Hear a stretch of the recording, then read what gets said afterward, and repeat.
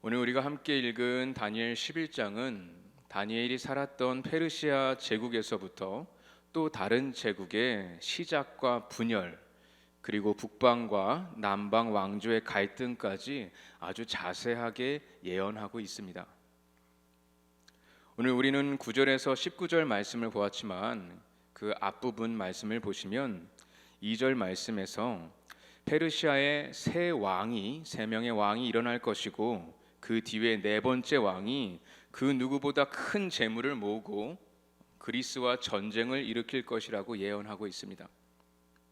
이어서 3절과 4절 말씀에서는 그리스에서 큰 힘을 가진 자, 큰 권력을 가진 자가 등장하고 자기의 마음대로 그 나라를 다스리는데 그의 권세가 끝날 때가 되면 그 나라가 다 깨지고 사방으로 나뉘어서 그 자손들이 그 나라를 물려받지 못할 것이라고 다시 한번 예언하고 있습니다. 이 예언의 주인공을 우리는 세계 역사 속에서 다시 한번 확인할 수가 있습니다. 바로 알렉산더 대왕입니다. 역사를 보면 알렉산더는 20살에 20살에 젊은 나이에 왕이 되어서 그는 페르시아 제국을 공격하고 정복했습니다. 10년 사이에 인도 국경까지 그의 세력이 확장되었습니다. 그는 지금 온 세계를 정복했습니다. 하지만 그는 33살의 젊은 나이에 열병으로 말라리아로 추정되는 열병으로 죽고 말았습니다. 성경에서 예언된 대로 알렉산더 대왕이 죽은 후에 그의 형제들은 끔찍하게 살해를 당하고 그 큰 나라가 사방으로 쪼개지고 나뉘어지게 되었습니다. 알렉산더 대왕이 죽은 후 이집트 지역과 시리아 지역의 왕들이 큰 권력을 가졌고 이스라엘에게까지 영향을 미쳤습니다. 오늘 우리가 읽은 9절에서 19절 말씀을 계속 보시면 북쪽과 남쪽 왕들의 갈등과 싸움을 계속해서 이야기하고 있습니다. 그들의 싸움이 멈추지 않았습니다. 권력을 위해서 동맹을 맺었다가도 쉽게 자신들의 이익을 위해서 깨트리고 정치적인 배신과 암살과 침략과 전쟁이 계속해서 반복되고 있습니다. 권력 있는 왕조와 한 나라가 하루아침에 안개와 같이 사라지는 것을 성경이 이야기하고 있습니다. 세상의 큰 권력과 그 어떤 제국도 영원할 수 없다는 것을 오늘 성경 말씀이 아주 분명하게 우리에게 말하고 있습니다. 오늘 우리가 읽은 9절 말씀을 다시 한번 볼까요? 북방 왕이 남방 왕의 왕국으로 쳐들어갈 것이나 자기 본국으로 물러가리라. 12절 말씀을 보시면 그 큰 무리를 사로잡은 후에 그의 마음이 스스로 높아져서 수만 명을 엎드려 때릴 것이나 그 세력은 더하지 못할 것이요. 14절에서는 그때 여러 사람이 일어나서 남방 왕을 칠 것이요 내 백성 중에서도 포악한 자가 스스로 높아져서 환상을 이루려 할 것이나 그들이 도리어 걸려 넘어지리라. 17절 말씀 보겠습니다. 그가 결심하고 전국의 힘을 다하여 이르렀다가 그와 화친할 것이요 또 여자의 딸을 그에게 주어 그의 나라를 망하게 하려 할 것이나 이루지 못하리니 그에게 무익하리라. 마지막으로 19절 말씀을 보시면 그가 드디어 그 얼굴을 돌려 자기 땅 산성들로 향할 것이나 거쳐 넘어지고 다시는 보이지 아니하리라. 아멘. 말씀을 보면 탁월한 정치력과 막강한 군사력을 가지고 모든 전쟁에서 승리를 거두고 원하는 것을 다 가지고 이루어도 그 나라에는 한계가 있다는 것을 보여주고 있습니다. 자신보다 더 크고 힘 있는 상대를 만난다면은 여지없이 무너지고 사라지는 것을 우리에게 말하고 있습니다. 다니엘 11장은 세계 역사를 통해서 모든 것을 주관하시고 다스리시는 하나님을 증명하고 있습니다. 영원한 주권자이신 하나님 아버지를 오늘 우리에게 역사를 통해서 선명하게 보여주고 있습니다. 메데, 페르시아, 그리스, 북방과 남방 왕들, 이 열강들 사이에서 이스라엘은 항상 전쟁의 위협을 받았습니다. 그들의 전쟁으로 인하여서 환난과 가난과 고통의 위협을 받았습니다. 이스라엘이 원하지 않았지만 그것을 겪어야 했습니다. 이스라엘은 열강으로부터 자신을 지킬 만한 재물이나 군사력이 없었습니다. 다른 열강들과 비교할 수 없이 한없이 작은 나라였습니다. 그러나 우리가 역사를 되돌아보면 놀라운 것은 페르시아 제국은 사라졌습니다. 알렉산더 대왕의 제국도 역사의 저편으로 완전히 사라졌습니다. 북방과 남방의 많은 왕들도 모두 사라졌습니다. 하지만 지금도 이스라엘은 살아 있습니다. 이스라엘은 다른 나라들처럼 자신의 권력과 정치력을 의지하지 않았습니다. 세상의 능력과 세상의 방법과 세상의 가치보다 더 크신 하나님을 의지했습니다.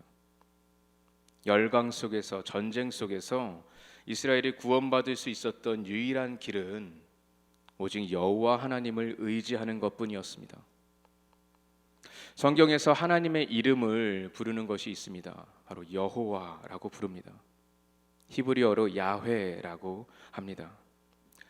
야훼의 뜻을 살펴보면 그 이름 자체가 영원하신 하나님의 존재를 나타냅니다.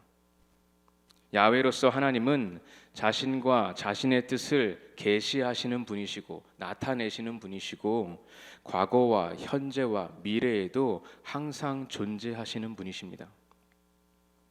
야훼, 여호와, 하나님은 구원자이시고 영원하신 분이시고 생명을 주시는 분이시고 모든 피조물의 최고의 심판자가 되십니다.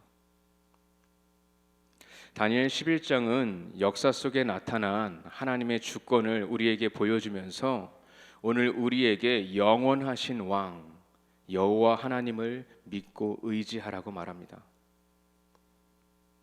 하나님은 그분이 기뻐하시는 것은 무엇이든지 행하시며 하나님의 뜻은 언제나 옳고 언제나 아름답고 언제나 진리입니다. 하나님께서 온 우주를 창조하시고 계획하시고 다스리십니다. 하나님께서 그 우주 안에 오늘 우리를 창조하시고 우리 각 사람의 인생을 계획하시고 우리의 삶과 죽음까지도 다스리시는 줄 믿습니다. 오늘 본문 말씀을 묵상하면서 눈에 띄는 것은 역사 속에 나타난 하나님의 주권입니다. 하나님이 모든 나라를, 아니 모든 것을 다스리고 계십니다. 많은 나라와 왕들의 갈등과 전쟁이 모두 하나님의 계획 안의 일부였습니다. 전쟁 속에서 고통스럽지만 그것을 모두 하나님께서 주관하시고 하나님의 시간이 정해져 있으며 하나님이 의도하신 것보다 절대로 덜하거나 더하지 않습니다. 우리의 생각과 눈으로는 다 이해할 수 없지만 모든 것이 하나님의 계획대로이고 모든 것에는 끝이 있습니다. 오늘 성경 말씀과 역사를 보면서 우리는 하나님의 계획이 얼마나 구체적인지 알 수 있습니다. 하나님께서 이 모든 것을 계획하시고 완벽하게 실수 없이 모든 일을 주관하신다는 것을 우리에게 분명하게 보여주고 있습니다.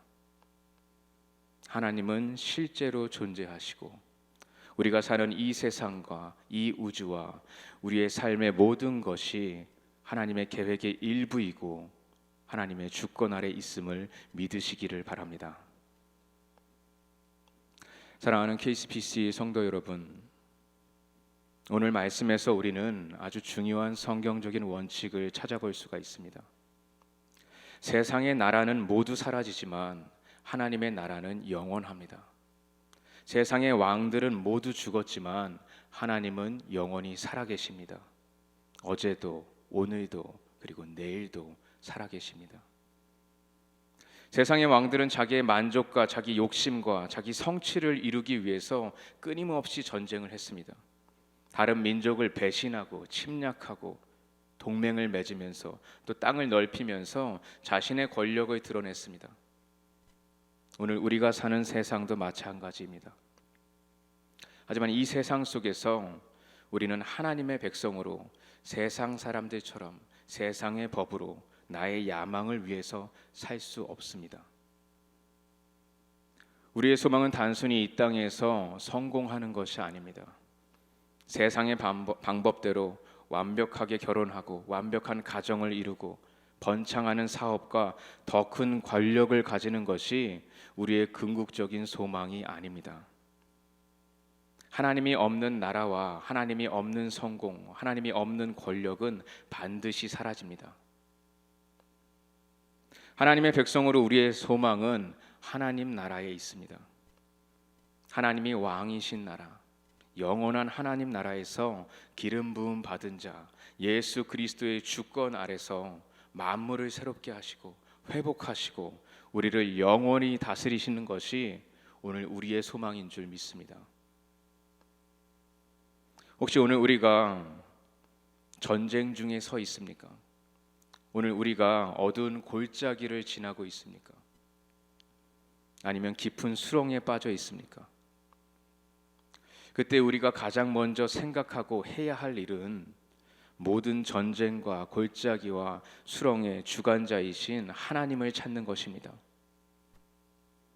선한 목자이신 하나님께 집중할 때 반드시 전쟁은 끝나고 골짜기는 통과하고 깊은 수렁에서 빠져나올 수 있습니다. 선한 목자이신 주님이 쉴 만한 물가로 오늘 우리를 인도하시고 우리의 영혼을 소생시키실 줄 믿습니다.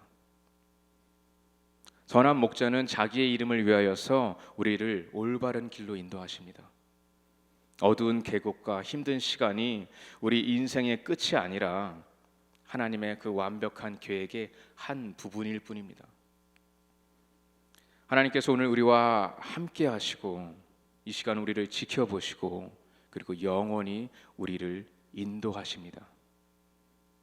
우리의 상황과 문제보다 더 크신 하나님께서 우리의 삶 가운데 풍성하게 기름을 부으시고 우리의 잔을 넘치게 하십니다.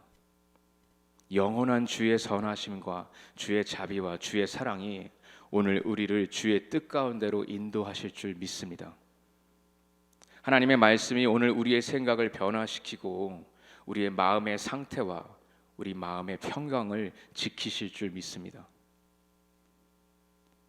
왕이신 여호와 하나님의 주권 아래서 영원한 하나님의 나라를 소망하고 영원히 신실하신 하나님을 찬양하고 영원히 우리를 사랑하시고 우리와 함께 하시는 그 하나님께 감사하는 우리 모두가 되기를 예수님의 이름으로 축복합니다. 예수님께서 우리에게 무엇을 위해 기도해야 하는지 가르쳐 주신 것이 있습니다. 바로 주기도문입니다. 주기도문에서 아버지의 나라가 오게 하시며 아버지의 뜻이 하늘에서와 같이 땅에서도 이루어지게 하소서. 그리고 맨 마지막 부분에 나라와 권능과 영광이 영원히 아버지의 것입니다 라고 고백하고 있습니다. 그렇게 기도하고 있습니다. 하나님의 나라는 영원합니다. 우리가 그 영원한 하나님의 나라를 소망하고 그 하나님의 주권 아래 있기를 간절히 원하며 오늘 이 주기도문의 기도가 우리 모두의 기도가 되기를 간절히 축원합니다. 추수감사절을 맞이하면서 감사의 기도 제목들을 우리가 생각할 수 있습니다. 선하시고 모든 것 위에 계시는 하나님, 왕이신 우리의 하나님을 찬양하고 감사하는 시간이 되기를 바랍니다. 영원히 신실하신 하나님, 영원히 위대하신 하나님, 영원히 우리와 함께 하시는 하나님께 찬양하며 감사하는 우리 모두가 되기를 우리 주 예수 그리스도의 이름으로 축원합니다.